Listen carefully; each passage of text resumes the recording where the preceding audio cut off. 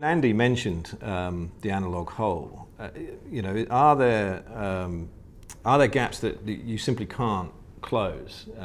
We talk about the last mile in terms of networks, but the last millimetre or the last nanometre in terms of delivery of digital television is to down-convert it back into the open so it can be displayed. Is that something that's a constant problem, Nuruddin? Well, first of all, the security has to be dealt with as an end-to-end system, because as soon as there is a hole somewhere, pirates are clever mind, and they will definitely find it faster than you could believe and start exploiting it. Now, if there are still holes, unfortunately, we cannot say at any time that we finally have a solution that address all possible risk of content evaporation. And this is why at ViAccess we have a kind of unique strategy, which is proactively deploying state-of-the-art next generation of smart card solution and conditional access solution, not waiting for the previous generation to be compromised. Right. So it's an endless fighting against smart pirates, and the analog hole definitely is one of the issue, but now I think the risk is more and more on digital format of content, and the possibility today to record high quality and distribute digital format content is clearly an issue that our customers are facing, and we need to address that using state-of-the-art technology, but not only, because there are other means that we CA vendor must apply to make sure that all aspects of piracy are in control. This is non-technical aspects. This is things like trying to predict where a hack is going to come from, human intelligence. Well, it's about monitoring and tracking what's being said on forums, what is being published here and there, and help our customers in their respective territories. And we are lucky to be a worldwide operation with customers around the world, and help our customers to take legal action against people that facilitate piracy, whether they are pirate distributors, meaning distributing pirate materials, or pirate networks redistributing content, because that clearly has to be part of the game. And we call that a 360 approach that covers all aspects of dealing with piracy. Technology is clearly a key element, but that's not the only one, unfortunately, and we have to address the other aspects as well. So, you're a smaller type of supplier who doubtless can't deploy those kind of security apparatus beyond the technology. For your kind of customers, it is a case of continually just trying to close off those gaps.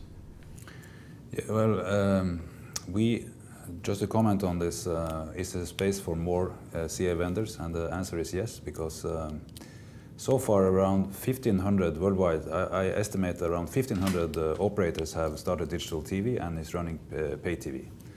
But it is something like 20,000 more to go. And these are smaller operators, cable operators, small ISPs perhaps. And they also need an adequate CA solution, because if they don't have it, they will have piracy. So in Brazil, for instance, where they still use analog systems, they reckon in cable that they have 50% piracy. So the cable operator, to have his carriage fees, he needs to have protection. And then we're talking about networks that are too small for the heavy operation of ViAccess and the other big CAS vendors. So we have this is then the second or third tier niche, where it's very many that needs the technology to protect themselves. And also what you have is that they will be denied the content if they don't have adequate protection. So and then they cannot, a small cable operator cannot compete against a big satellite operation, for instance, if he doesn't have the content. So there is a need for let's say CAS or DRM that does the job. So, I mean, this takes us into the area of secure enough. I mean, if you're just a cable operator protecting a few dollars of carriage fees, then you don't need the kind of conditional access that somebody supplying premium movies and premium sport might need. Is that correct? I mean, do you see Logiway supplying different types of systems to different sorts of customers? Well, more than different types of customers, it's going to be different types of content that they're providing to their customers. Clearly, the type of content that is at stake today is the one that is produced in all the big companies in Western world, whether it's in Europe or in the US, for the big movies, as you said it. And then you really need protection wherever it is in the world, because this content can be hacked anywhere. So in other countries where it's more 90%, 95% local production, maybe you don't need such quality conditional access. Just also cover off this thing about different levels of security when we're talking about tier 2 or tier 3, which obviously is your kind of customer base, but you're still very much a smart card based company, whereas of course there are a number of vendors out there, both traditional vendors and new vendors, who are now selling software-based CAS systems, which they don't exactly market them as not secure, but not as secure and therefore as expensive as smart card. But you still think that what you would say is a cost-effective system, but it still must be smart card based to be truly secure. Is that correct? Yeah, smart card based is superior to software based, just to put that on the table directly. So, but why do a difference? And also the thing that to comment on the content. If you for let's say HBO or from some Hollywood studio, it doesn't matter to them where if the leakage of the high definition movie came from a small cable network or from a big satellite operator. So the security have to be adequate also for the smaller guys, and that will be sharpened now, I think, with because they have been allowed to have content, analog systems, whatever, and they have been given the content still, but that will be sharpened up now by the content providers. They will not accept to give valuable content to smaller guys if they cannot demonstrate to have an adequate security solution. I kind of tend to agree. I mean, certainly what we're seeing in the marketplace from the content community itself is a growing sense that, you know, yes, we, because of the deficit in DVD sales, which plainly is becoming a kind of bigger issue, and to offset that, people are looking at, you know, earlier release provision of content. Certainly earlier provision of premium content. But the quid pro quo, I think, here is, well, yes, we will allow that to happen because we think we're going to make more money, we're going to, you know, generate greater revenue. But I think the other issue is you are now a custodian of something that's really valuable to ours. So do not lose that thing, do not waste that thing, because if you do, it's not like having a movie, you know, in Europe as it used to be, you know, 6 months after US theatrical. It's now something that could be kind of day and date, or it's very close to day and date, and certainly things like, as I recall, James Bond, the last movie was actually aired here in Europe ahead of the US. So, you know, you've kind of got a reversal. So I think that I completely agree. I mean, that's something that we are seeing on a kind of, it's being amplified day by day. The content owners saying, you know, you can have stuff, but believe me, you must really look after it. So because the premium content owners are going unpackaged much earlier, so they've got release windows that are beginning to coincide, their security demands are actually getting higher, not lower.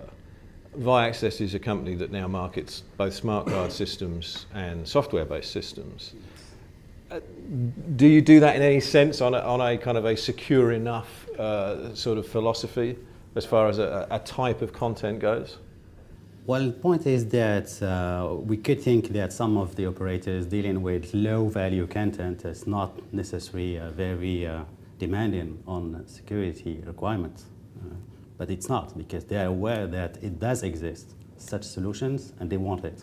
The challenge is more how to make it scalable enough, to make it affordable for the economics, and be still able to offer whether card or cardless based solution, but that fits into their business model and revenue P&L. Because, I mean, they are not necessarily all able to afford $10, I'm exaggerating a bit, per device solution, because they don't necessarily generate that money from a customer. But at the same time, they know that 100% of their content, of their service is at risk, just like the ones operating here in Western Europe. And for them, it's a matter of securing their content services and making sure that people have to pay to get access to the service.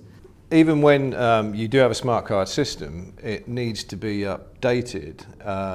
Can that be done by over the air or over whatever transmission means it is, with sort of software stacks, etc., or is that simply building in another vulnerability? It's definitely building in another vulnerability, because there are many examples of actually the hackers going into the software upgrade mechanism itself, whether it's in the card or in the set-top box. So that's then a calculated risk that you take if you make it updatable in that way. So your view would be end-to-end, head-end to card. If it gets broken, it's a tricky question, because it's of course very tempting to have the possibility to correct maybe some bugs, so that you don't have to replace all the cards or all the set-top boxes, which is much worse. So that's tempting to have, but then if you have it, you also there is a risk there that Mr. Pirate can get hold of it. Somehow, and if he gets in, then he controls the box or the card, and he can even, depending on how you've done it, he can actually hijack the set-top box from you. Yeah. Albert, is it about a balance of risks, or is it about, or have you got a system that contains no risks? Well, no risk doesn't exist, and I would just like to remind everyone that the only thing we're selling is time. We're only selling time of security, not absolute security. There is no absolute security. Right. So we just try to earn time so that we can change the solution before the hackers hack what we've got today. That's what we're all trying to do, successfully, not successfully, but that's what we try to do. So absolute security has got no meaning. I mean, it's nice to think as a concept, but that's only a concept. And we all try different solutions to prevent things to happen. And it's all of a balance between the cost and the security. At the end of the day, as we said, you've got small operators that will not be able to afford the cost of this security. And then what's about the content provider? What are you going to say? If you can't afford the cost of the security, are you going to have the content, the premium content? On the other hand, the big guys need to have the best security. And that's maybe where there's still a lot of things to work upon.